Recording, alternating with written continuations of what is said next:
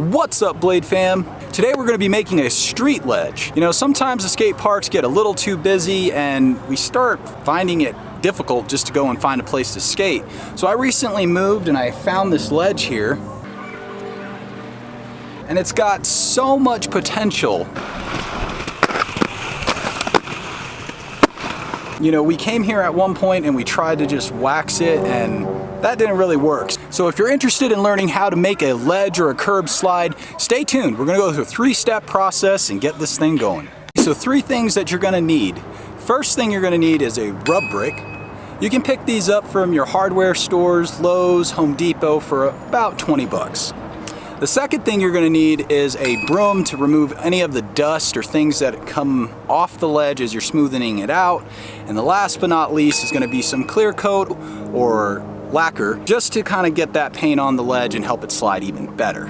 A quick side note, if you happen to be doing this with some nice shoes on, you may want to change your shoes. This process tends to get really dusty and dirty. You may even want to be wearing a ventilator mask or a mask of some sort. I'm hoping it doesn't get that crazy for me, so let me know what you guys think and what your process is if you have done this. Let's get to it. So a lot of times when I go out to street ledges, I struggle with street ledges because they're not made properly. You know, other sports like skateboarding or BMX, they just have to worry about the top. So if you're new to inline skating and you're trying to build a ledge, you might want to be aware that you have to work the side of the ledge as well as the top. So we're going to start with that part because that part tends to be the hardest. The top is obviously the easiest. So what we're going to do is just take the brick and get to work. I'm done. This is it. Let's just go to the skate park. So I decided to break the mask out. You know, you don't want all this concrete dust going into your lungs and whatnot, so maybe cover up. What the rub brick does is obviously smooth out the rough edges left from when the concrete was poured. It's kind of like sanding it down. You can see here where I've gotten is fairly smooth. This is nice, so it's not going to eat up your frame as much. When it comes to like grooving skates, you know, we really do want to have those good Royale grooves or our backslide plates and insides grooved well, but you don't want to lose that little edge on your frame because eventually you're going to be sliding on your axles. So that's why we're rub bricking this. Let's get back to work. So we now have the sidewall done. If you look over here at this one's just been recently waxed. It's pretty gritty. And this is the stuff that's going to destroy your frame on sole-based tricks. Now we've got this edge done. It's nice and smooth. I mean, it's smooth to the touch on my hand, so it's going to slide really well. We're now going to make our way to the top. Mask back on. Like I said, it's pretty dusty. It's a project.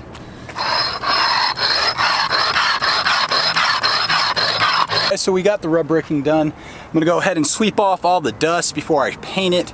Obviously we want just a nice clean surface so none of the dust and whatnot gets into the paint, and I don't know if that's really gonna make a difference, but cleanliness.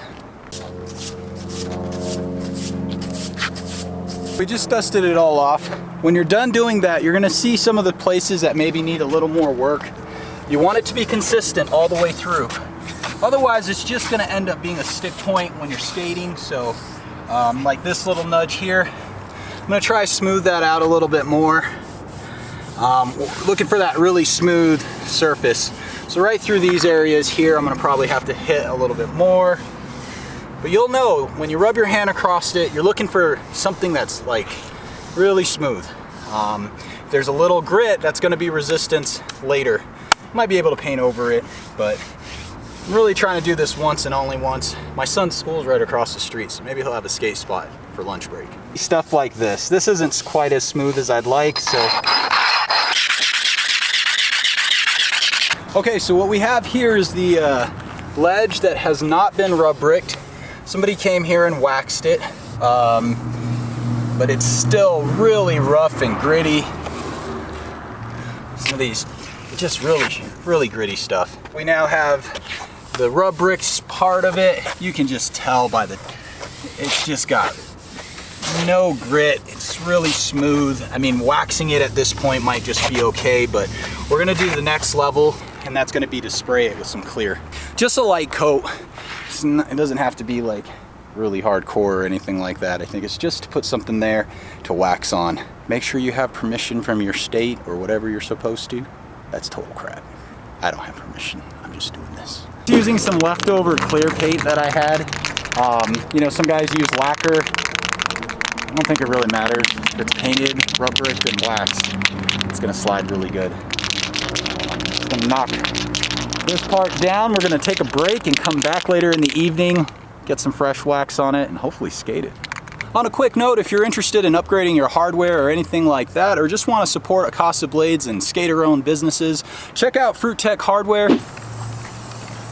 Okay, so you can see I sprayed. I try to think about how wide our sole plates are, so about 2 to 3 inches out, and run it down. We're gonna let this clear set. Might take a couple coats, might take a little longer than I expect, but hopefully when this is done, we have a nice spot to go and hit on the weekends. Again, this is just a way to kind of get out of the skate parks. Here locally in Colorado, it's just super busy, and it's super busy with people that have no idea what they're doing in the skate park. So I've had like 3 collisions this week, and I'm kind of over it. And this is a way to still skate, do something a little different, and of course bring a new ledge to our community. That's another cool part about this is, you know, you go out and you put in the work, and you later get to experience it with other skaters, and you know, you're kind of creating more obstacles for others to skate. This is just a simple ledge. I do have some ideas with it though. I specifically picked this one because I thought it would be cool to come out of this ledge and maybe hit this ledge or something of that nature. This spot just has some potential.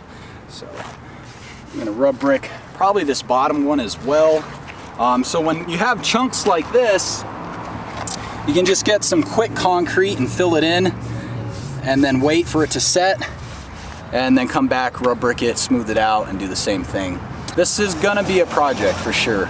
Like I said, I'd love for this ledge to slide the whole thing. I mean, it'd be really sick, whatever grind you picked, but that's gonna take a lot of work. Leave a comment below if you've gone out and made a ledge or an obstacle yourself. If you put in some time, kudos to you. That's a really cool thing to do. You know, you're creating.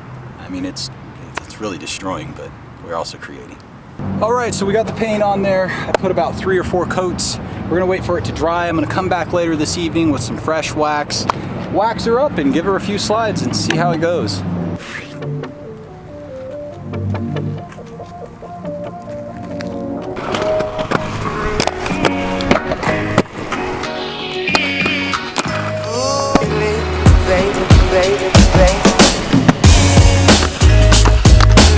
Channels and stuff.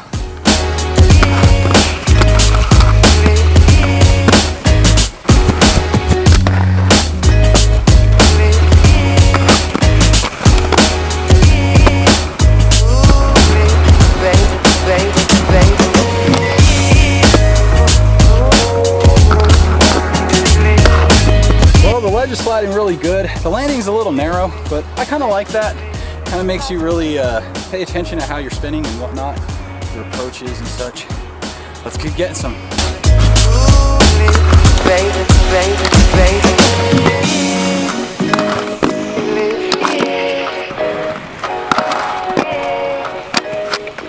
So I think that's closed for the video. Ledge slide's great, really easy.